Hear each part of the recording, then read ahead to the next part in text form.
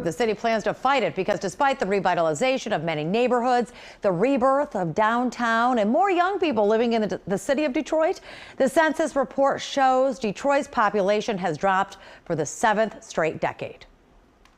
Detroit went all out in 2020 to count its population, which city leaders worked to grow over the last decade. Really, it was just like a war effort to set up their whole outreach program, everything they were going to do to get the word out, to go door to door, knocking, and all that. And everything was wiped out by the pandemic. And the numbers show it. Despite the city's best efforts, demographer Kurt Metzger, who is part of Detroit's census-wide committee, says the count was much lower than expected, a 10.5% drop since 2010. Metzger broke down the racial composition and believes the city was undercounted since every ethnic group went up in population except African Americans. And they dropped by 93,000. And we think, our best guess is they lived in the neighborhoods that were the hardest to count.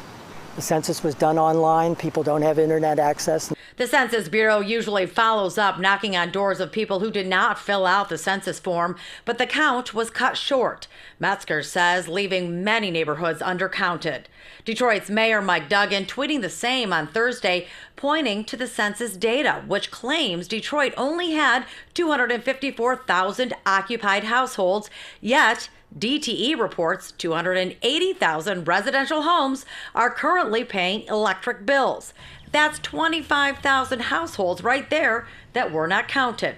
Mayor Duggan says the city will be pursuing legal remedies to get Detroit an accurate count. If we're going to start to challenge the census, you start looking neighborhood by neighborhood and get the DTE information down to a neighborhood level, how many hookups, and then start comparing that to the number of households in the census. Although during a press conference, the Census Bureau claimed the data was reliable and it's too soon to speculate on undercounting, the damage to Detroit could be significant when it comes to redistricting and federal funding.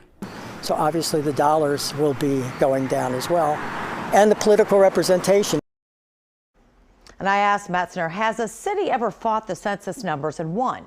He said New Orleans did after Hurricane Katrina, but that is very tough to do. Roop?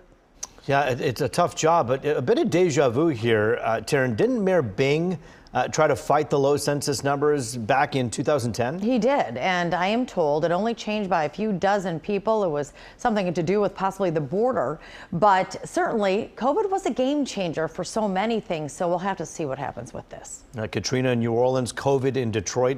A lot of questions about this. Taryn Asher getting to the bottom of it. Thank you.